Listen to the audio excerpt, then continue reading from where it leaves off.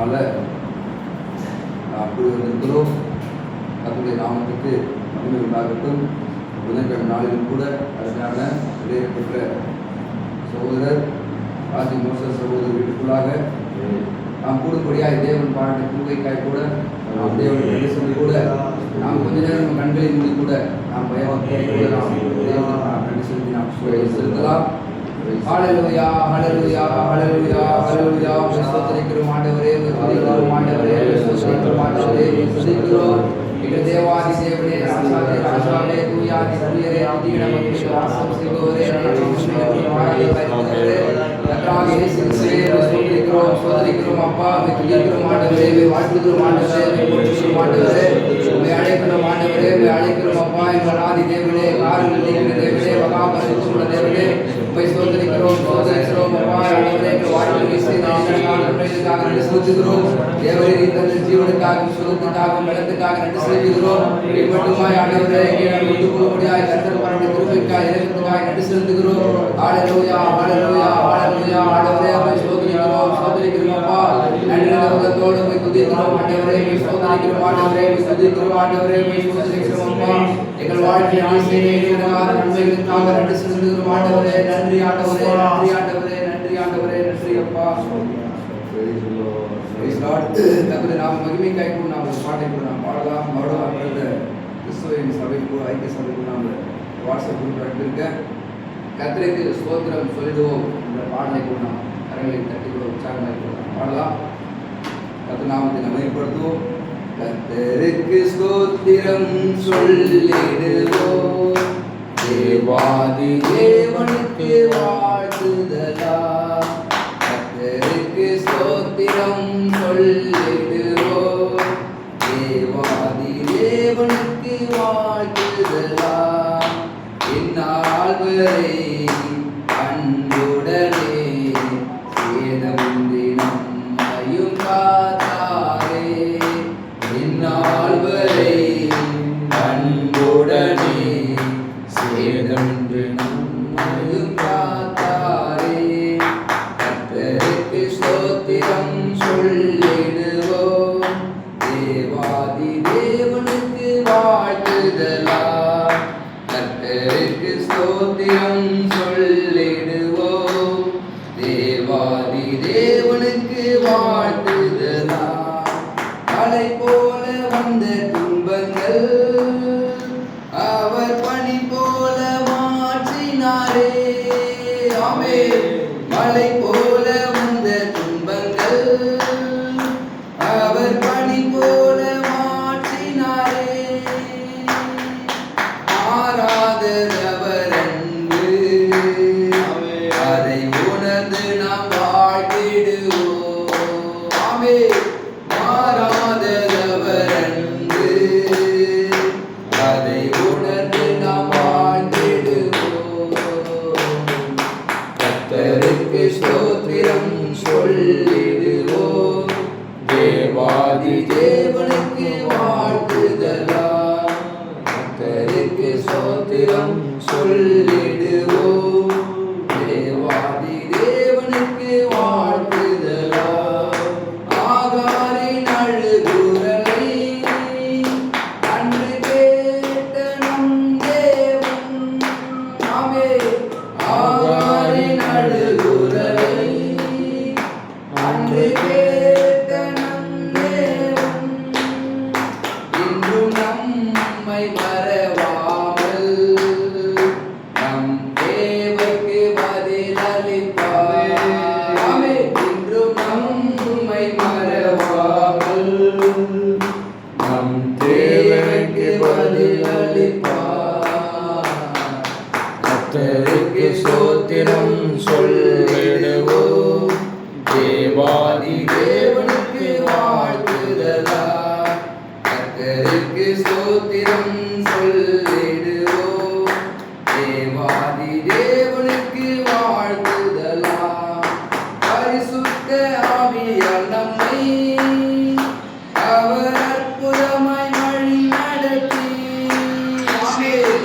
பரிசுத்த ஆவியால் நம்மை அவர் அற்புதமாய் வழி நடத்தி. சத்துருவின் பயங்களிலும் நம்மை பலப்படுத்தி நிறுத்தினாரே. சத்துருவின் பயங்களிலும் நம்மை பலப்படுத்தி நிறுத்தினாரே. கர்த்தருக்கு ஸ்தோத்திரம் சொல்லிடுவோம், தேவாதி தேவனுக்கு வாழ்த்துதலாம். கர்த்தருக்கு ஸ்தோத்திரம் சொல்லிடுவோம், தேவாதி தேவனுக்கு வாழ்த்துதலாம். அல்லேலூயா. அல்லேலூயா. பாடல் மனசுக்காக வார்த்தைக்காக கூட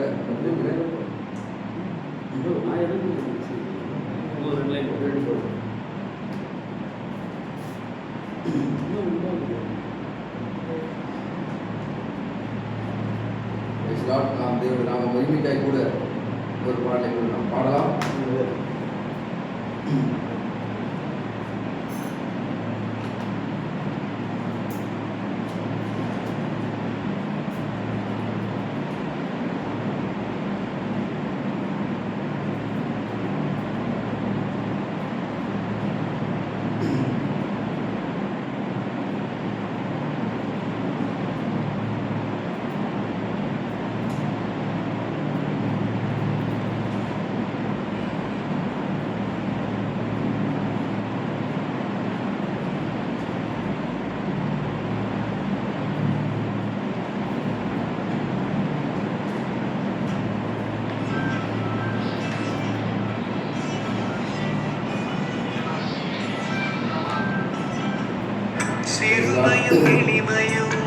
நன்றி சொல்லாமல் இருக்க முடியாது.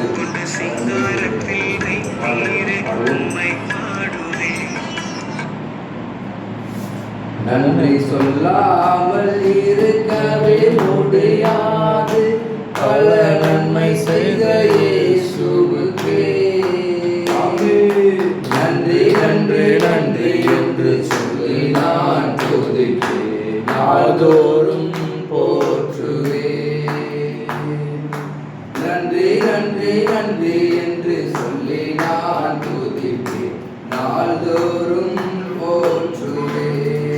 பாடுங்க. நன்றி சொல்லாமல் இருக்கவே முடியாது, பல நன்மை செய்த இயேசுவுக்கே நன்றி நன்றி நன்றி என்று சொல்லி நான் துதிப்பேன், நாள்தோறும் போற்றுவேன். நன்றி நன்றி நன்றி என்று சொல்லி நான் துதிப்பேன், நாள்தோறும் போற்றுவேன். எத்தனையோ நன்மைகளை என் வாழ்வில் செய்தாரே, ஏராளமாய் நன்றி சொல்வேன். எத்தனையோ நன்மைகளை என் வாழ்வில் செய்தாரே, ஏராளமாய் நன்றி சொல்வேன். அத்தனையும் நினைத்து நினைத்து நான் துதிப்பேன், ஆண்டவரை போற்றுவேன். அத்தனையும் நினைத்து நினைத்து நான் துதிப்பேன், ஆண்டவரை போற்றுவேன். நன்றி சொல்லாமல் இருக்கவே முடியாது, பல நன்மை செய்த இயேசுவுக்கே நன்றி நன்றி நன்றி என்று சொல்லி நான் துதிப்பேன், நாள்தோறும் போற்றுவேன். நன்றி நன்றி நன்றி என்று சொல்லி நான் துதிப்பேன், நாள்தோறும் போற்றுவேன்.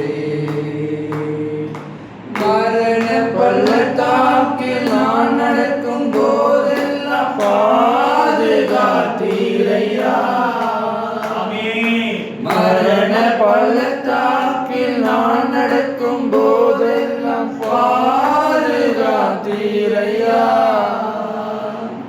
மீண்டும் ஜீவனை கொடுத்து நீர் என்னை வாழ வைத்தீரையா.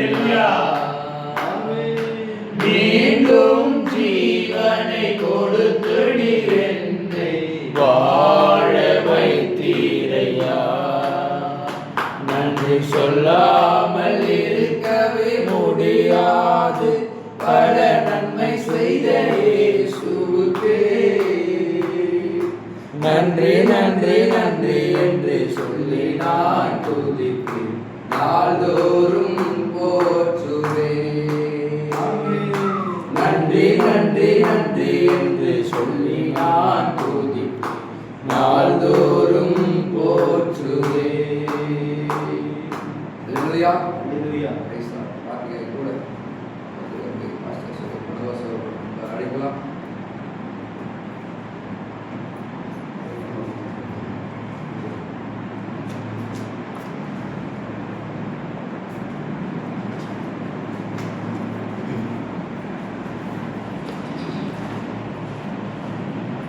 Praise the Lord. Praise the Lord. Hallelujah. Hallelujah. நம்முடைய கர்த்தராகிய இயேசு கிறிஸ்து நாமத்துக்கு மகிமை உண்டாகும்படியாக இந்த ஆசீர்வதிக்கப்பட்ட இந்த மகத்தான புதன்கிழமை இந்த மாலை வேளையிலே நம்முடைய விலையேறப்பட்ட அருமையான சகோதரர் ராஜ் மோசஸ் காட்பாடி வெள்ளூர் பகுதியிலே இருக்கிற நம்முடைய ராஜ் மோசஸ் அவருடைய வீட்டிலே இந்த ஆராதனையை ஏற்படுத்தும்படியாக அவர் தேவன் பாராட்டின கிருபைக்காக நன்றி செலுத்தலாம். உண்மையாகவே சகோதரர் ராஜ் மோசஸ் குறித்து ஒரு சிறு காரியத்தை நாம் பகிர்ந்து கொள்ளலாம். பாருங்கள், 2014-15 காலகட்டத்திலே சகோதரர் பாஸ்டர் ஏற்றங்கள் மூலமாக இந்த செய்தியை தேவன் அவர் மூலமாக பேசினார். அப்போது இந்த செய்தியை விசுவாசத்தை ஏற்றுக்கொண்டு தொடர்ச்சியாக நம்மோடு பயணித்து இப்போது சென்னையில் அவர் இல்லாதனால் அவர் வேலூர் பகுதியிலே வேலை செய்வதனால் ராஜமோசஸ் அவர்கள் இங்கே பக்கத்தில் இருக்கிற பாஸ்டர் தாரிகால் டேவிட் அவருடைய சபைக்கு சென்று கொண்டிருக்கிறார். ஆனாலும் பாருங்கள், இப்போது அவர் ஒரு திருமணம் நடக்க நிச்சயம் பண்ணியிருக்கிறாங்க. பாருங்க, ஒரு சகோதர சிநேகம் என்றால் என்ன என்பதை ஒரு இந்த நாட்களில் பார்க்கக்கூடிய ஒரு மகத்தான ஒரு சகோதரர் ராஜ் மோசஸ் நம்ம இருக்கிறார். அவர் ஒரு சபைக்கு சென்றாலும் எனக்கு சத்தியத்தை சொன்ன சகோதரர்கள், என்னை சத்தியத்துக்கு வழிநடத்தின சகோதரர்களை நான் ஒருபோதும் மறக்க மாட்டேன் என்று அவர் நம்மளை அழைத்து இந்த திருமணத்துக்கு நீங்கள் தலைமை தாங்கி நீங்கள் முன்னிருந்து எனக்கு ஒரு அண்ணனுக்கு அண்ணனாக சகோதரருக்கு சகோதரனாக இந்த திருமணத்தை நடத்தித்தார்கள் என்று கேட்டுக்கொள்ள நிமித்தமாக நம் சபையாக சேர்ந்து சேர்க்கப்பட்ட சபை, பல்லாவர சபை, திருவண்ணாமலை சபையிலிருந்து சகோதரர்கள் வந்து இந்த சகோதரர் வந்து இன்னைக்கு மாப்பிள்ளை பார்க்க வந்திருக்கிறாங்க. கர்த்தர் இந்த திருமணத்தை அவருடைய வார்த்தைப்படி நடத்துவார் என்று நாம் விசுவாசிக்கிறோம். அதுதான் உண்மையான சகோதர சிநேகம். ஒரு சபைக்கு வந்து கொண்டிருந்தான், அவன் திடீர்னு வேற சபைக்கு போயிட்டான். அவங்களோட தொடர்பு அறுத்துரு, அவங்களோட பேச்சு ஸ்டாப் பண்ணு, அவன் போனை கட் பண்ணு, அவன் கிட்டே நீ பேசாத, அவன் வேற வெளியூருக்கு போயிட்டான், வேற ஒரு பாஸ்டர் கிட்ட போயிட்டான் அப்படின்னு சொல்லிக்கிற காலத்துல பாருங்க, உண்மையாவே சகோதர சிநேகம் என்ன என்பதை நம்மளால ராஜ் மோசஸ் கிட்ட கத்துக்கணும். பல எதிர்ப்புகள், பல தடைகளை தாண்டி, பல ஸ்ட்ரகிளை கடந்து இன்னைக்கு இந்த வார்த்தை அவர் சொன்ன ஒரே வார்த்தை, எனக்கு வார்த்தை அடிப்படையில் திருமணம் நடத்தணும், சகோதர சிநேகத்தோடு இந்த திருமணம் நடத்தணும். அதன் அடிப்படையில் தான் இந்த கூட்டத்தை அவர் ஏற்படுத்தியிருக்கிறார். ஆனா நம்ம வீட்டில் ஒரு பிரேயர் மீட்டிங் வைங்கன்னா சாயங்காலம் ஒரு பிளஸ்ஸிங்கா இருக்கணும்னு கேட்டாரு. உண்மையாகவே சடனா எடுத்த முடிவு. அதனால நாம் இப்போது ஒரு கொஞ்ச நேரம் மாத்திரம், டைம் ஆகுது 7:40, 2 மணிக்குள்ள முடிச்சுக்கலாம். கர்த்தர் லாஸ்ட் எதிர்பாராங்க. நாம் பரிசுத்த வேதாகமத்திலிருந்து வாசிக்கும்படியா தெரிந்து கொள்ளப்பட்ட வேத வசனம் சகரியா எழுதின பழைய ஏற்பாடு சகரியா எழுதின புத்தகம் 4ஆம் அதிகாரம்.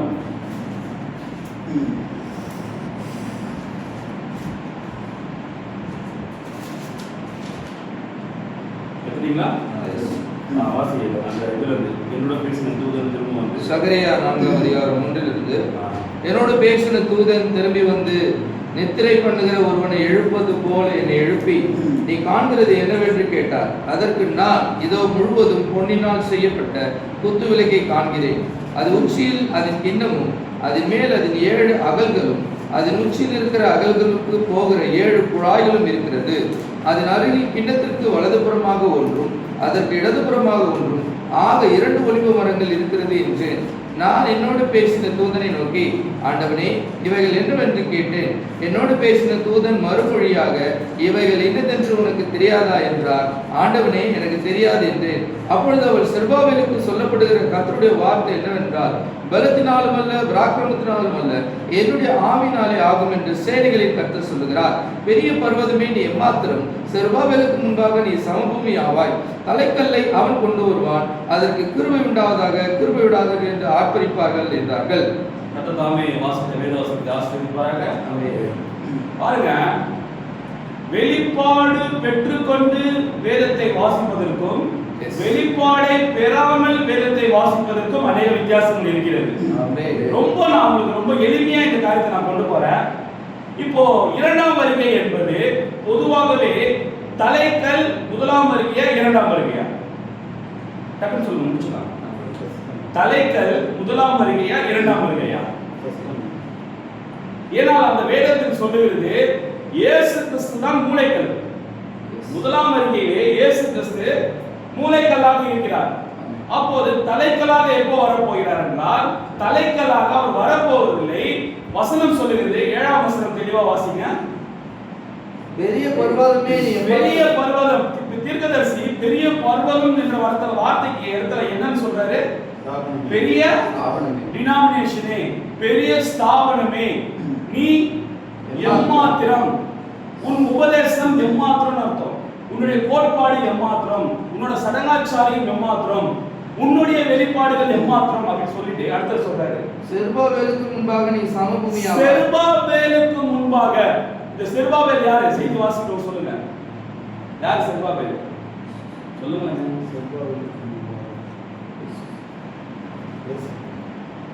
செருபாபேலுக்கு முன்பாக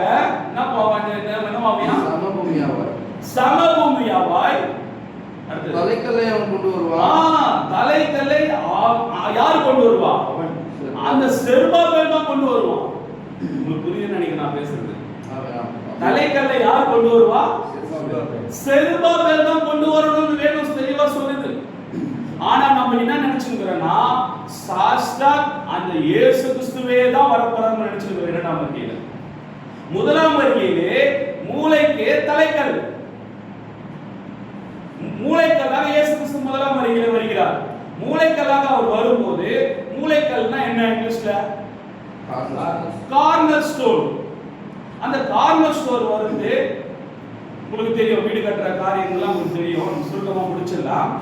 பாருங்கள், இந்த மூளைக்கல் முதலாம் வருகையிலே அவர் தலைக்கல்லாக வரவில்லை. முதலாம் வருகையிலே தலைக்கல்லாக என்ன வரல? தலைக்கல்லா வரல. ஏன்னா தலைக்கல்லை யார் தான் கொண்டு வருவான்னு வேதம் சொல்லுது? செருபாபேல் தான் தலைக்கல்லை கொண்டு வருவான். அதுக்கு என்னவா?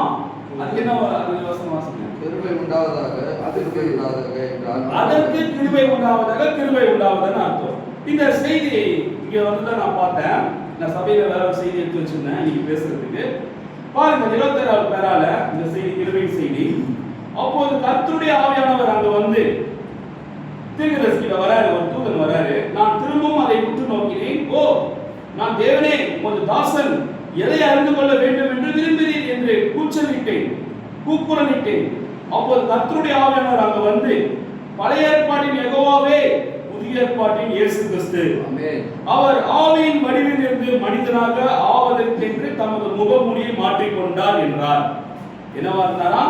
பழைய ஏற்பாட்டிலே அவர் ஆவியின் வடிவில் இருந்து புதிய ஏற்பாட்டிலே மனிதனாக ஆவதற்கென்று தமது முகமூடியை மாற்றிக்கொண்டார் என்றார். அது அவரை குறித்த என் செய்தியை ஊர்ஜிதப்படுத்தினது. இந்த 33 ஆண்டுகளும் வீணாவில்லை என்னும் உறுதியான நம்பிக்கையை அது எனக்கு அளிக்கிறது. பாருங்கள், இந்த நம்ம இயேசு கிறிஸ்து முதலாம் வருகையிலே வரும்போது அவர் எடுத்த உடனே யாருக்கும் நியாய தீர்ப்பு கொடுக்கல. எடுத்த உடனே யாரையும் என்ன பண்ணல? நியாயம் தீர்க்கல. இந்த நியாய தீர்ப்பு எப்ப நடந்ததுன்னா, எவ்வளவு கிரேஸ் கொடுக்கிறார். கிரேஸ்னா என்ன? அப்போஸ்தலனாகிய பவுல் சொல்றாரு, அன்பு எனக்கு இல்லை என்றால் நான் ஒன்றுமில்லை என்றார். நான் பெரிய பெரிய பெரிய தீர்க்க தரிசனம் சொன்னாலும் 1:13 வாசிக்கணும் பாத்தீங்களா? தீர்க்கதரிசி சொல்றாரு, இந்த அன்பு என்பது வேற ஒன்றுமில்லை, அதுதான் கிருபை. பவுல் காலத்துல அந்த கிருபையை பவுல் எதிர்பார்த்தார். என்ன கிருபை?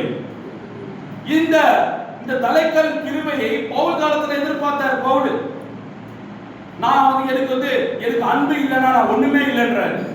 நான் எல்லாத்தையும் பண்ணாலும் எனக்கு அந்த கிரேஸ், வேதம் சொல்லுகிறது, தேவன் என்னவா இருக்கிறார்? அன்பா இருக்கிறார். அப்ப அன்பு என்றால் யாரு? தேவன். கிருபை என்றால் தேவன். அன்பு, கிருபை இது எல்லாமே யாரை குறிக்கிறதுனா இயேசு கிறிஸ்துவை தான் குறிக்கிறது. அப்படிப்பட்ட இயேசு கிறிஸ்து பாருங்கள், அந்த கிருபை ஒரு மனிதனாக மாம்ச சரீரத்தில் வரும்போது அந்த கிருபை எதை கொண்டு வந்தது என்றால் அது முதலாவது அன்பை கொண்டு வந்தது. அது கிருபை எதை கொண்டு வந்தது? முதலாவது வருகையிலே அது எதை கொண்டு வந்ததா? ஃபர்ஸ்ட் அது அன்பை கொண்டு வந்தது. விபச்சாரிகளை மன்னிக்கக்கூடிய அன்பை கொண்டு வந்தது.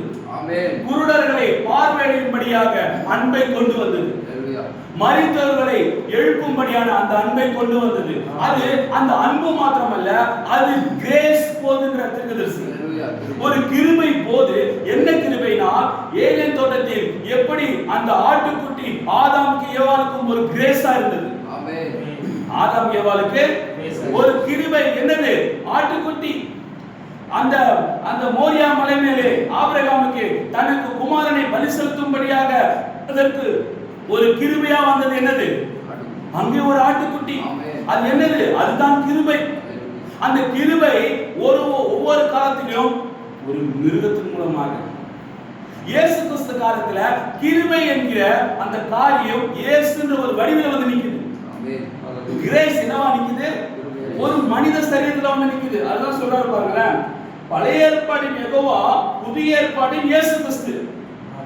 அந்த பழைய ஏற்பாட்டில் அந்த கிருபை புதிய ஏற்பாட்டில் மனிதனா வந்து நின்று அவர் கிருபையாக அனைத்தும் மன்னிப்பை கொடுத்து, ஏனென்றால் அவர் கிருபையா, அவரே கிருபை, கிரேஸ். அவர்கிட்ட போனா என்னதான்? கிருபை, அன்பு. அவர்கிட்ட வேற எதுவுமே கிடையாது. இயேசு கிறிஸ்து உயிரோடு இருக்கிற வரைக்கும் அவர் யாருமே நியாயமே தீர்க்கல. ஹல்லேலூயா. அவர் ஊழியம் முடியும் போதுதான் அவர் எங்கெல்லாம் போய் தன்னுடைய அன்பை காண்பித்தாரோ, அன்பு இயேசுன்ற வடிவில் இருந்தது. கிருபை இயேசுன்ற வடிவில் பரிசேயர் சபைக்கு போகுது. சபைகளுக்கு போய் கதவை தட்டி தன்னுடைய அன்பை வெளிப்படுத்தினார். வியாதிஸ்தர்களை சுகமாக்கி அவர் கிருபையை கொடுத்தார். அந்த கிருபை போய் எல்லா காரியங்களும் செய்தது. ஹல்லேலூயா. அந்த கிருபை சாதாரண விஷயம் கிடையாது. இந்த கிருபையை குறித்து தீர்க்கதரிசி பேசும்போது இந்த வேத பாகத்தை நாம் தொடர்ந்து வாசித்து படிப்போமானால், செருபாபேலின் கைகள் இந்த ஆலயத்துக்கு அஸ்திபாரம் போட்டது, அவனே தலைக்கல்லை கொண்டு வருவான் என்று வேதம் கூறினது, தேவன் கூறினதாக நாம் காணலாம். இதை நீங்கள் கவனிக்க விரும்புகிறேன். அவன் மூளைக்கல்லை கொண்டு வருவான் என்று அவர் கூறவில்லை. செருபாபேல் என்ன பண்ணுவான்? மூளைக்கல்லை கொண்டு வருவான் என்று கூறவில்லை. அவன் தலைக்கல்லை தான் கொண்டு வருவான். இன்றைக்கு நீ தீர்க்கதரிசி, நீ செருபாபேலுக்கு ஒப்பிடுவாய் என்றால், அப்பொழுது இந்த கடைசி கால செய்தியிலே ஏன் தலைக்கல்லை கொண்டு வருவது? வேறொரு இயேசு கிறிஸ்து மனிதனாக வருவார் என்று நீ எப்படி சொல்கிறாய்? யார் கொண்டு வருவா தலைக்கல்லை? செருபாபேல் தான் கொண்டு வருவான். செய்தி சொல்லுது பாருங்க, 48 49 பேரான வாசிப்பா.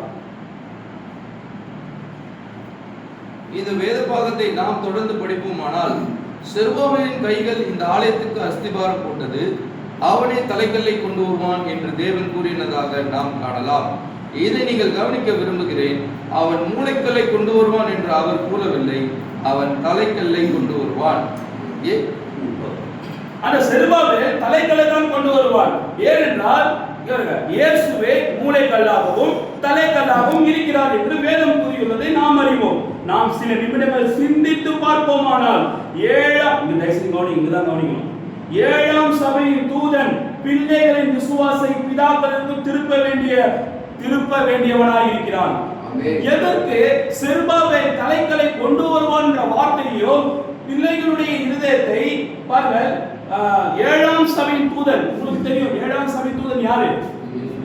நம்முடைய தீர்க்கதரிசி வில்லியம் பிரேனம். அவர் அந்த இயேசுவே மூளைக்கு தலைக்கல்லாகவும் இருக்கிறார் என்று வேதம் கூறியுள்ளதை நாம் அறிவோம். நாம் சில நிமிடங்கள் சிந்தித்து பாருங்க. தீர்க்கதரிசி சிந்தித்து பாரு. நான் என்ன சொல்ல வரேன்னா, ஏழாம் சபையின் தூதன் பிள்ளைகளின் விசுவாசத்தை பிதாக்களுக்கு திருப்ப வேண்டியவனாய் இருக்கிறான். அப்போ தலைக்கல்லை கொண்டு வருவது என்பது பிள்ளைகளுடைய இருதயத்தை அவர்கள் முற்பிதாக்களுக்கு திருப்புவதுதான் சொல்ல வரார்.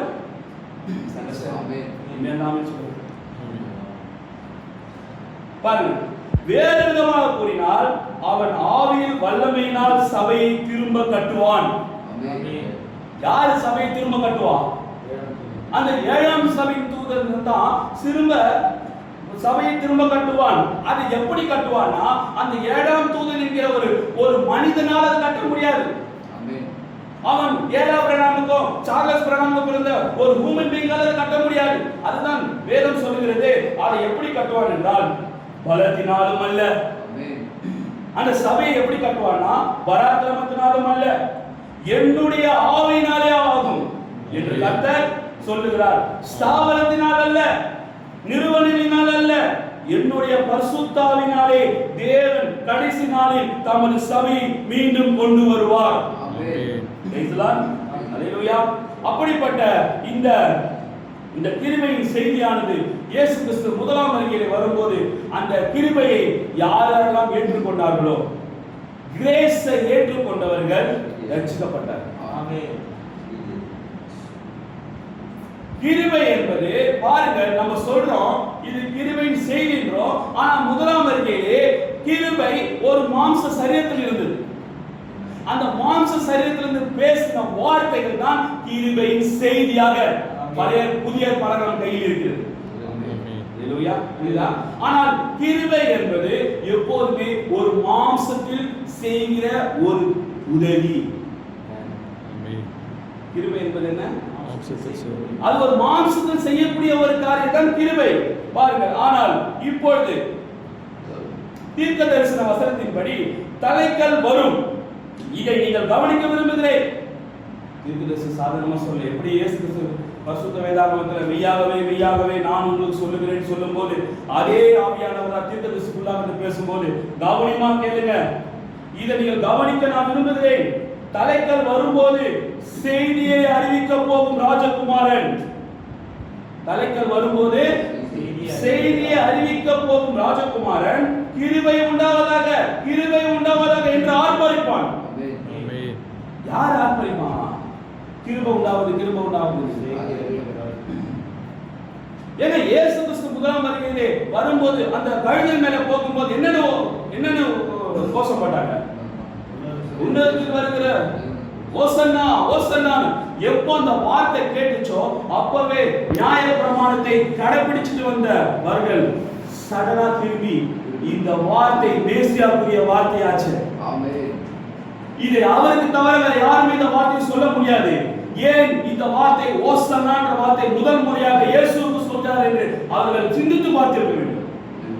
சபை ஸ்தாபனங்கள் அன்றைக்கு இந்த சபை ஸ்தாபனங்கள் இயேசுவுக்கு இதை யார் சொன்னாங்க சிந்தித்து பார்த்திருக்கணும். அதே போலதான் பாருங்கள், தலைக்கல் வரும்போது செய்தியை அறிவிக்க போகும் ராஜகுமாரன் கிருபை உண்டாவதாக கிருபை உண்டாக என்று ஆர்ப்பரிப்பான். ஏனெனில் கிருபையினால் நாம் ரட்சிக்கப்பட்டோம், ஒருவனும் பெருமை பாராட்டாதபடிக்கு இது கிரியைகளினால் உண்டானதல்ல, கிருபையின் செய்தியானது மனிதரின் கால்களின் கீழ் மிதிக்கப்பட்டு அவமானம் அடைந்துள்ளது. அன்றைக்கு முதலாம் வருகையிலே அவர் மிதிக்கப்பட்டார் இயேசு கிறிஸ்து. கிரேஸ் ஏற்றுக்கொண்டவர்கள் தலையில் சுமந்தார்கள், கிரேஸை ஏற்றுக்கொண்டாக நிராகரித்தவர்கள் இயேசுவை தரையில் போட்டு மிதித்தார்கள். ஆமென். எதை? தலையில் சுமந்து செல்ல வேண்டிய கிருபையை, உன் தலையை காப்பாற்ற வேண்டிய கிருபையை அவர்கள் தலையில் போட்டு மிதித்தார்கள். இன்றைக்கும் அதே போலதான் சொல்றார்கள் அருமையா.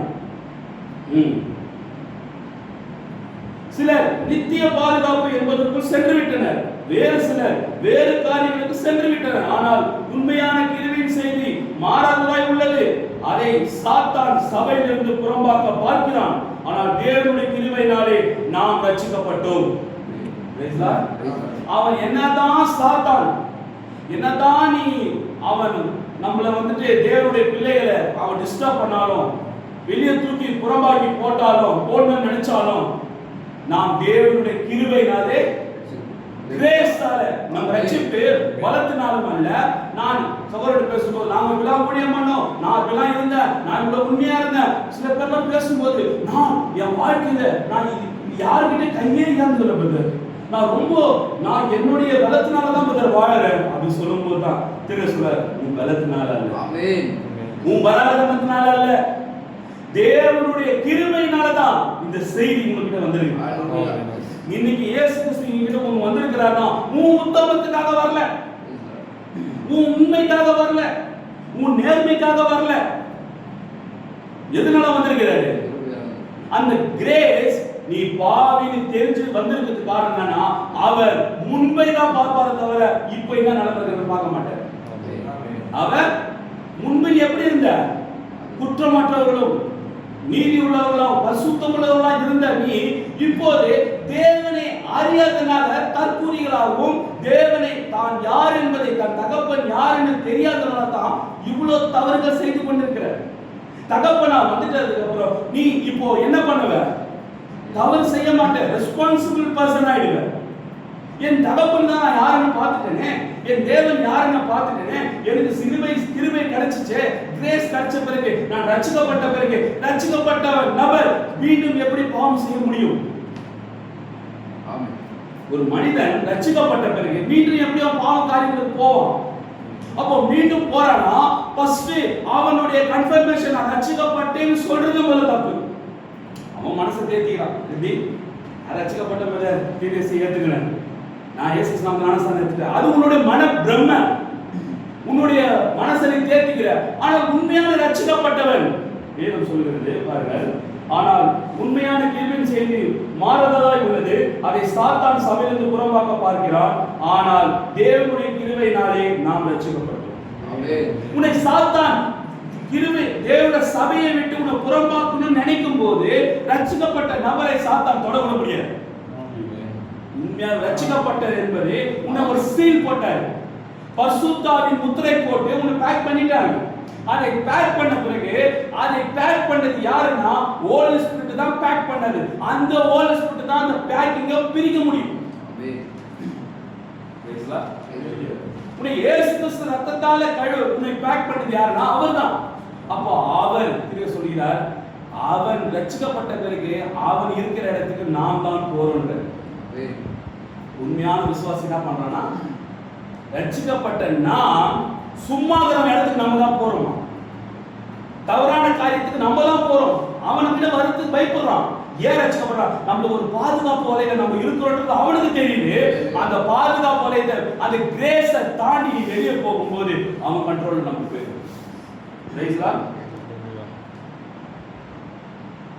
எனவே இயேசு கிறிஸ்து தேவன் என்ற விஷயத்தில் தேவனாகிய கர்த்தர் அங்கு வந்து உண்மை என்பதை உறுதிப்படுத்தினார். அது மாத்திரமல்ல, அது உண்மை என்று அவர் வார்த்தை மூலமாக உறுதிப்படுத்துகிறார். அற்புதங்கள் அடையாளங்களின் மூலமாக அது உண்மை என்று உறுதிப்படுத்துகிறார். அவ்வாறே கிருபை என்பது சத்தியம். கிரேஸ்னா என்ன? சத்தியம். அப்படி இருக்க ஏன் கிருபை தவறு என்றும் நாம் கிரியைகளினால் ரட்சிக்கப்பட்டோம் என்று கூறி அதை மற்றவர்கள் குற்றப்படுத்த வேண்டும்? நாம் கிருபையினாலே விசுவாசத்தை கொண்டு ரட்சிக்கப்பட்டோம், நாம் ரட்சிக்கப்பட்டோம் என்பதை கிரியைகள் காண்பிக்கின்றன. ஆனால் உங்களை ரட்சிப்பது தேவனுடைய கிருபை மாத்திரமே. கிருபை மாத்திரமே உங்களை ரட்சிக்கிறது. கிருபை என்பது தேவன் உங்களுக்குள் செய்வதாகும். கிருபை என்பது நமக்குள்ள செய்யற காரியம். கிரியைகள் என்பது தேவன் உங்களுக்கு செய்ததை எண்ணி அதற்கு பாராட்டுதலை தெரிவிக்க நீங்கள் தேவனுக்கு செய்யும் ஒன்றாகும். டிஃபரன்ஸ் புரியுதா? என்ன டிஃபரன்ஸ்னா பாருங்க, கிருபை மாத்திரமே உங்களை ரட்சிக்கிறது. கிருபை என்பது நோட் பண்ணுங்க, கிருபை என்பது தேவன் உங்களுக்கு செய்வதாகும். கிரேஸ் என்பது ஒரு நன்மை. அதான் சொல்ற, எந்த ஒரு நன்மையான ஈவு எங்க தான் வருது? தேவனிடத்துல ஜோதிக பிதாவிடத்துல தான் வருது. அதுதான் கிருபை. அவர்கிட்ட இருந்து வருது எல்லாமே கிருபை. கிருபை வந்து குறையா வராது. கிரேஸ் எப்பவுமே என்ன வராது? ஹேண்டிகேப்டா வராது, மாற்றத்தினால கிருபை வராது. ஏன்னா இயேசு கிறிஸ்து ஒரு மனிதனுக்கு பாவத்தை மன்னித்தார், அது 50%, 70%, 90% மன்னிக்க மாட்டார்.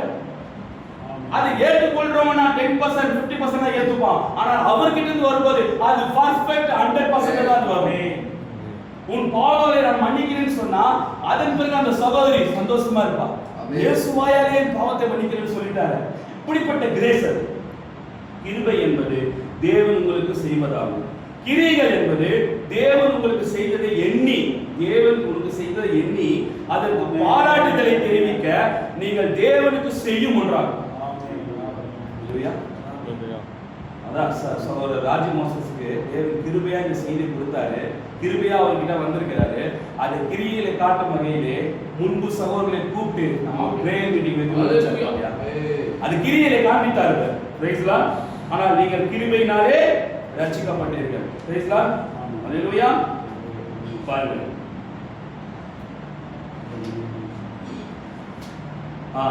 64. அவர் என்னை உலகம் முழுவதும் வெவ்வேறு நாடுகளுக்கு போகும்படி செய்தார். லட்சக்கணக்கான மக்கள் கர்த்தரிடம் வந்து அவரை சொந்த ரட்சகராக ஏற்றுக்கொண்டு, பாருங்க நம்முடைய தீர்க்கதரிசி இந்த செருபாபேல் இந்த தலைகளை கொண்டு வரும்போது உண்மையான ஒரு தீர்க்கதரிசி எப்பவுமே இயேசு கிறிஸ்துவை தான் நாம் காட்சியில் காட்டுவோம். ஏனால் தேவன் ஒரு காரியத்தை செய்து அந்த கிரீட்டை எந்த நபருக்கும் கொடுக்க மாட்டார். அந்த கிரீட்டை யார் தான் வச்சுப்பாரு? தேவன் தான் வச்சுப்பாரு அந்த கிரீட்டை. அதனால தான் இயேசு ஒரு அற்புதத்தை செய்யும் போது அவர் கொடுத்த பட்டம் என்ன? ஒரு மனிதனுக்குள் தேவன் இல்லாவிட்டால் அப்போ இதேதான் சேம். நீ ஒரு அற்புதத்தை உன் மூலமா தேவன் செய்தா உடனே சொல்லுவாங்க ஒரு வெயிலுக்குள்ள தேவன் இருக்கிறதுனால செய்ய முடிஞ்சது. ஏன் செய்ய முடியும்னா கிருபை அவருக்குள்ளாக இருக்கிறது. அதற்கு சொல்றாரு பாருங்க, நான் லட்சக்கணக்கான மக்கள் கர்த்தரிடம் வந்து அவரை சொந்த ரட்சகராக ஏற்றுக்கொண்டு அவரை நன்மையினாலும் நிறைக்கப்பட்டு அவருடைய வல்லமையினால் பரிசுத்தமாக்கப்பட்டு அவருடைய மகத்தான சர்வ வல்லமையினால் அவர்கள் சுகம் பெறுவதை நான் காணும்படி செய்தார். நானும் தீர்க்கதரிசிகளுடன் கூட சேர்ந்து சொல்றாரு, நானும் தீர்க்கதரிசிகளுடன் கூட சேர்ந்து பலத்தினாலும் அல்ல பராக்கிரமத்தினாலும் அல்ல தேவனுடைய ஆவினாலே என்று சத்தமிட முடியும். பாருங்க, படிப்பினால் அல்ல வேத சாஸ்திரத்தினால் அல்ல, ஆனால் தேவனுடைய ஆவினாலே அவர் ஜனங்களை ரட்சிக்கிறார். தேவனுடைய ஆவினாலே அவர் ஜனங்களை சுகமாக்குகிறார். தேவனுடைய ஆவியிலே ஜனங்களுக்கு செய்தி அளிக்கிறது. தேவனுடைய ஆவியை வார்த்தையை உறுதிப்படுத்துகின்றது. நம்முடைய தீர்க்கதரிசி 7ஆம் சபையின் கால தூதன் ரொம்ப நிறைய காரியத்தை பேசுறாரு. நான் சுருக்கமாக முடிச்சிடுறேன். பாருங்க, இயேசு கிறிஸ்து அவர் ஏற்றும் இன்றும் என்றும் மாறாதவராய் இருக்கிறார் என்பதை காண்பிக்க தேவன் பேருள்ள எளிய விசுவாசம் தான் அவசியம். இயேசு கிறிஸ்துவை நிகழ்காலத்தில் கொண்டு வர ஒரு எளிய தேவனுக்கு என்று பிரதிஷ்டை செய்யப்பட்ட இருதயமே அவசியமாய் உள்ளது. என்ன சொல்றாரு?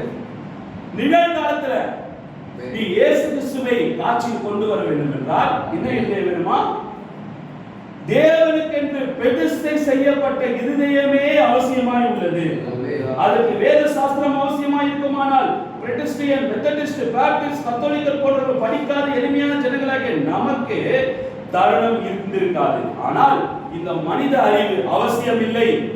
பலத்தினாலும் அல்ல பராக்கிரமத்தால் அல்ல, என்னுடைய ஆவினாலே மாற்றும் நான் ரகசியங்களை வெளிப்படுத்துவேன் என்று கர்த்தர் சொல்கிறார். கிருபை உண்டாவதாக, கிருபை உண்டாவது என்று ஆர்ப்பணித்தான். அதுதான் இன்றைக்கு நடந்து கொண்டிருக்கிறது. என்ன சொல்றாரு? கிருபை என்றால் இயேசு கிறிஸ்து. அன்றைக்கு இயேசு கிறிஸ்து மூளைக்கல்லாக இருந்து ஒரு மாம்ச சரீரத்தில் இருப்பார் என்றால் அதே தலைக்கல்லை கொண்டு வருவான். செருபாபேல் இயேசு கிறிஸ்துவை கொண்டு வருவானா? இயேசு கிறிஸ்துவாகவே வர முடியாது. என்ன பண்ணுவானா? கொண்டு வருது. நீ நான் யாரை கொண்டு வருவோம்? காட்சியில் இருப்போம். இயேசு கிறிஸ்துவை காட்சியில் நம்ம கொண்டு வரணும். நம்ம என்ன ஆராதனை பண்றோம்? இயேசுவே காட்சியில் வாருங்கள், நீ பெருகவும் நான் சிறுகவும், நீ காட்சியில வாரும். இதெல்லாம் நம்முடைய தீர்க்கதரிசி சொல்றாரு. இந்த நாட்களில், கடைசி நாட்களில் அவர் காட்சியில் கொண்டு வருவதா என்னுடைய அவர் சொல்றாரு. அதுதான் இன்றைக்கு நடந்து கொண்டிருக்கிறது. என்ன நடந்து கொண்டிருக்கிறது? கிருபை உண்டாவதாக, கிருபை உண்டாவதாக. செருபாபேலை கொண்டு வருவான். அந்த கொண்டு வருவனா சொல்றானா கிருபை உண்டாவதாக, கிருபை உண்டாவதாக. கிருபை உண்டாவதுனா கிறிஸ்து உனக்குள்ள உண்டாவது. கிருபை உண்டாவது என்பது கிறிஸ்துவை உனக்குள்ள உண்டாகுன்ற செய்தியை 2000 வருஷமா யாருமே சொல்லல. பவுலுக்கு பிறகு கிறிஸ்துவை உனக்குள்ள உண்டாக்க வேண்டும் என்று சொன்னது யார்னா? செருபாபேல் தான் கொண்டு வருவார். அவர் தான் அந்த தலைக்கல்லை உனக்குள்ள இருந்து கொண்டு வருவார். ஆமென். தலைக்கல்லை உனக்குள்ள இருந்து கொண்டு வருவார். தேவனுடைய திகைப்பூட்டும் கிருபை நமது மக்களின் மேல் தங்கி உள்ளது. ஆமென். இங்கதான் நம்ம இந்த 2ஆம் வரி நிறைய பேர் யோசிக்கிறாங்க, இது தேவன் வானத்துல இருந்து குதிப்பாரு, அப்படி பண்ணுவாரு. தெளிவா பேசுறாரு. தேவனுடைய திகைப்பூட்டும் கிருபை. திகைப்பூட்டுதான். திகைப்பூட்டுதான் இங்கிலீஷ்ல டக்குன்னு ஒரு ஆச்சரியமா இருக்குமா? ஆச்சரியமா இருக்குல்ல? முதலாம் வருகையிலே இயேசு கிறிஸ்து வரும்போது எது ஆச்சரியமா இருந்தது? தேவன் மாம்சத்தில் வந்தார், பெரிய ஆச்சரியம். ஆனால் இன்றைக்கு திகில் போன்ற விஷயம் என்னன்னா, இயேசு கிறிஸ்து உன் மூலமாய் வருவதுதான் திகில் போன்ற விஷயம். ஆமென். இது 2000 வருஷத்துக்கு முன்னாடி வந்த இயேசு கிறிஸ்து உனக்குள்ள இருக்கிறாரா? என்னயா ஒரு பிரமிப்பாகுது பத்தியா? தீர்க்கதரிசிக்குள்ள வந்தாரா இயேசு கிறிஸ்து? அது ஒரு பெரிய ஆச்சரியம் என்றால் உனக்குள்ள வருவது பெரிய ஆச்சரியம். உனக்குள்ள இருப்பது பெரிய ஆச்சரியம் தான். அவர் சொல்றாருங்க, திகைப்பூட்டும் கிருபை தமது மக்களின் மேல் என்னவாகுதான்? தங்கி உள்ளது. தங்கி உள்ளதுன்னா என்ன அர்த்தம்? தங்கி உள்ளதுன்னா என்ன சொல்லுங்க, இயல்பான வார்த்தை. குடிக்கொள்ளும். குடிக்கொண்டிருக்கிறது. வாடகை வீட்டில் குடிக்கொண்டிருக்கிறோம், உள்ளே இருக்கிறோம். நான் இங்க தங்கி இருக்கிறேன் அப்படின்னு என்ன அர்த்தம்? உள்ளே இருக்கிறேன். நான் உள்ளே இருக்கிறேன். இன்னைக்கு ஒவ்வொரு நபருக்குள்ளேயும் தங்கி இருக்கிறார். தலைக்கல் என்னவா இருக்கிறாரு? கிருபை என்னவா இருக்குது? தங்கி இருக்கிறார். அதனால தீர்க்கதரிசி ஒவ்வொரு தலைப்பு கொடுக்கும் போதும் அந்த தலைப்பிலேயே அவர் என்ன சொல்ல வரார் என்றால், கிருபை என்றால் இயேசு கிறிஸ்து. அந்த இயேசு கிறிஸ்து இன்னைக்கு என்னவா இருக்கிறார்னா, கிருபை ஒரு செய்தியை கொடுத்து கொண்டிருக்கிறது. ஆமென். கிருபை செய்தி. கிருபை இன்னைக்கு நிறைய பேர் இந்த புக்க செய்தின்றாங்க. இல்ல, தட் இஸ் நியூஸ்னா இன்னைக்கு நடந்தது. இன்னைக்கு காலையில நடந்தது. நேபாள இது நிலச்சரிவு ஏற்பட்டு வெள்ளம் வந்துச்சு. இன்னைக்கு நடந்தது உடனே பார்த்தோம். That is breaking news. அப்ப தீர்க்கதரிசி வாழும்போது 2000 வருஷத்துக்கு முன்னாடி வந்த இயேசு கிறிஸ்துவை கிருபைன்ற வார்த்தை பூமியிலே யார் தான் கொண்டு வருவார் என்றால், இயேசு கிறிஸ்துவுக்கு பிறகு நம்முடைய தீர்க்கதரிசி 7ஆம் சபையின் தூதன் தான் கொண்டு வந்தாரு. கிருபை உண்டாவதாக, கிருபை உண்டாவதாக. ஆமென். ஹalleluya. பாருங்க, அவருடைய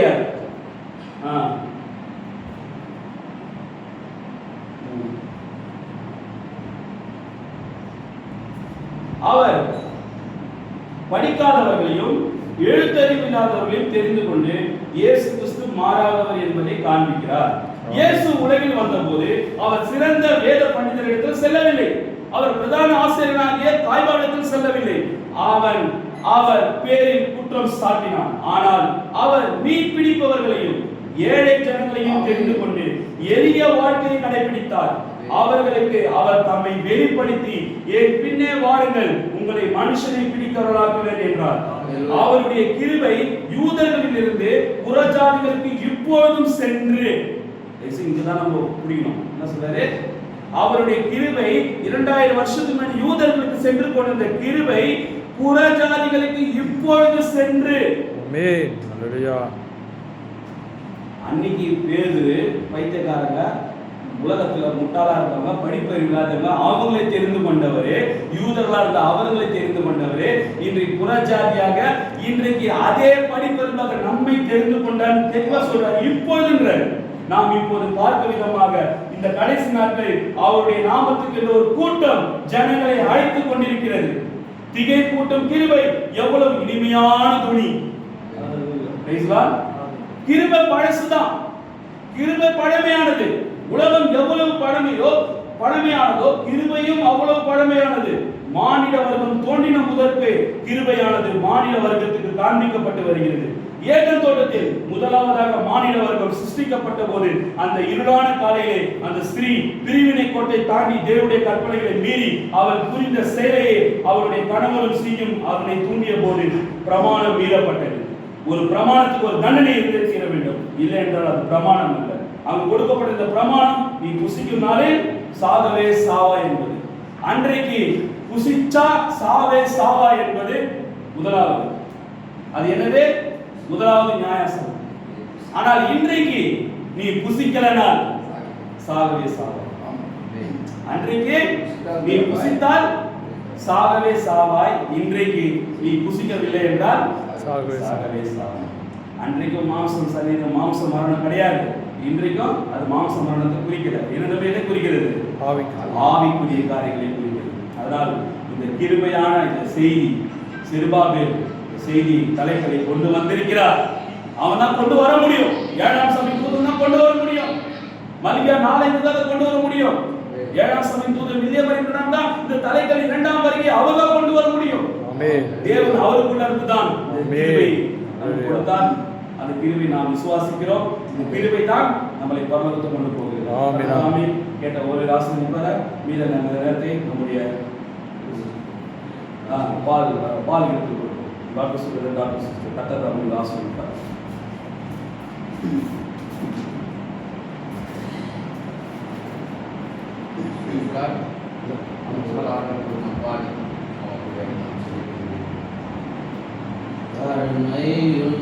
தாழ்மையுள்ளவரிடம் தந்திடுதே கிருபை, தாழ்மையுள்ளவரிடம் ஆமென். தங்கிடுதே கிருபை, வாழ்நாளெல்லாம் அது போதுமே, சுகமுடன் தன்பலனுடன். வாழ்நாளெல்லாம் அது போதுமே, சுகமுடன் தன்பலனுடன். சேவை செய்ய கிருபை தாருமே, சேவை செய்ய கிருபை தாருமே. கிருபை பெரிதலோ என் ஜீவனிலும் அதே, இம்மட்டும் காத்ததுவே இன்னும் தேவை கிருபை தாருமே, இன்னும் தேவை கிருபை தாருமே. ஸ்தோத்திரம் ஆண்டவரே, ஸ்தோத்திரிக்கிறோம். தகப்பனே, எங்கள் தேவனே, எங்கள் ஜீவனே, எங்கள் தஞ்சமே, எங்கள் புகலிடமே, எங்கள் அன்பேயே தேவரீர், இதோ ஆண்டவரே, நீர் ஆண்டவரே ஒரு மனிதனை ஆண்டவரே நீர் ஆண்டவரே உங்களுடைய கிருபையினாலே நீர் தெரிந்து கொள்கிறீர் என்றால் கேட்கும் ஆண்டவரே. நிச்சயமாகவே தேவரே எங்களுடைய உத்தமத்தினாலே ஓ தேவரீர் இந்த வெளிப்பாட்டை நீர் எங்களுக்கு அளிக்கவில்லை. ஆமென். ஆண்டவரே நீர் எங்களை கிருபையாய் நீர் தெரிந்து கொண்டது நிமித்தமாய் ஆண்டவரே ஏதோ ராஜா உலகத்திலே ஆண்டவரே ஏதோ ராஜா ஊறி கிடந்த எங்களை விலையேற பெற்ற உங்களுடைய கிருபையினாலே ஓ நீர் எங்களை மீட்டுக் கொண்டமைக்காக நன்றி செலுத்துகிறோம் அப்பா. ஆண்டவரே நம்முடைய கிருபை, நம்முடைய இரக்கம், நம்முடைய தயவு ஓ எங்களுக்குள்ளாய் அது தங்கி தாவரிக்கிறதுக்காக நன்றி செலுத்துகிறோம். ஆண்டவரே நீர் தந்த கிருபையை நாங்கள் பெற்றுக்கொண்டு அதை நாங்கள் உங்களுக்கு கிரியிலே அதை வெளிப்படுத்த ஓ நீர் எங்களுக்கு உதவி செய்து கொண்டிருக்கிறதுக்காக நன்றி செலுத்துகிறோம். பலத்தினாலும் அல்ல, பராக்கிரமத்தினாலும் அல்ல, ஓ கர்த்தருடைய ஆவியினால் எல்லாம் ஆகும் என்றால் விசுவாசிக்கிறோம் அப்பா.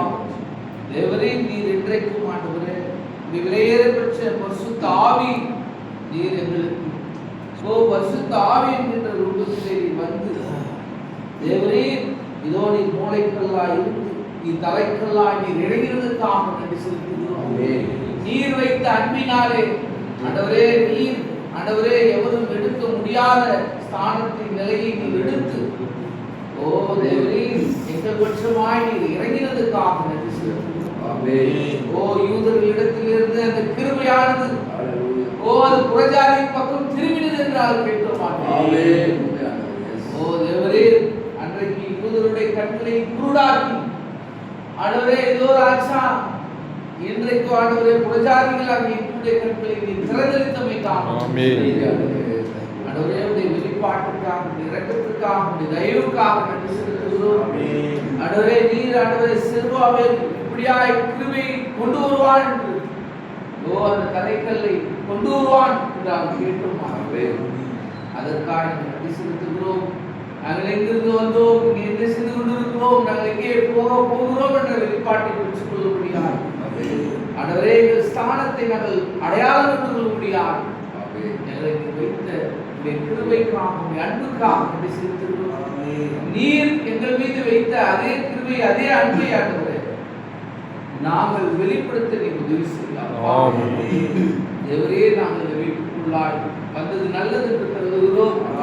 ஆண்டவரே வேறு பெற்ற ரட்சிப்பை அருமையான ராஜ் மோசஸுக்கு நீர் அளித்த தேவன் அந்த ரட்சிப்பை பெற்றுக்கொண்டு அவரோடு அதை வைத்துக் கொள்ளாதபடி ஆண்டவரே இந்த ரட்சிப்பின் செய்தி ரட்சிப்பின் ஆண்டவரே வெளிப்பாட்டை ஆண்டவரே அவர் வாழ்க்கையிலே அவர் நடைமுறைப்படுத்தும்படியாக அதை வெளிப்படுத்தும்படியாக நீர் வைத்த உடைய அன்புக்காக உடைய இரக்கத்துக்காக நன்றி செலுத்துகிறோம். ஆண்டவரே இந்த வீட்டை அவர் திறந்தளித்து இப்படியாய் ஒரு கூட்டத்தை ஏறெடுக்கும்படியாய் ஆண்டவரே அவர்கள் இருதயத்தில் ஒரு எண்ணத்தை ஏக்கத்தை நீர் வைத்தீரே உமக்கு நன்றி செலுத்துகிறோம். தேவரே நாங்கள் வந்தவர்கள் ஒரு வெறுமையாய் புகாதபடி நினைப்பிலே கேட்டுக்கொண்டிருக்கிற ஒரு வெறுமையாய் கேட்டு விட்டு விடாதபடி இந்த வார்த்தையை கேட்டு தன் வாழ்க்கையிலே பொருத்திக் கொண்டு அப்படியாய் வார்த்தையும் வாழ்க்கையும் ஒன்றாய் இருக்கிறது. தேவரே நாங்கள் பேசுகிறது ஒன்றாய் வாழ்கிறது ஒன்றாய் அல்லாதபடி ஆண்டவரே எங்கள் பேச்சும் எங்கள் செயலும் ஒன்றாய் இருக்கட்டும். அதற்காக நன்றி செலுத்துகிறோம்.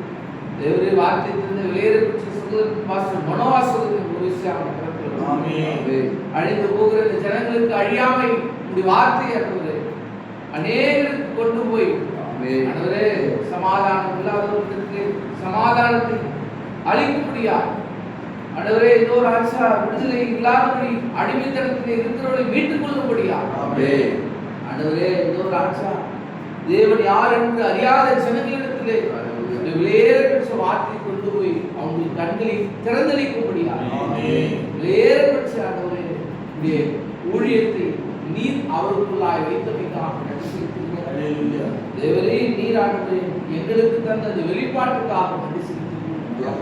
நன்றி ஆண்டவரே நாங்கள் எடுத்துக்கொள்ளப்படுவது மட்டுமாய் அப்படியாய் நாங்கள் ஆண்டவரே இந்த வார்த்தையை சுமந்து கொண்டு ஓட நம்முடைய கரங்களில் ஒரு கருவியாய் நீர் எல்லா சூழ்நிலையும் நீர் பயன்படுத்துகிறீர்.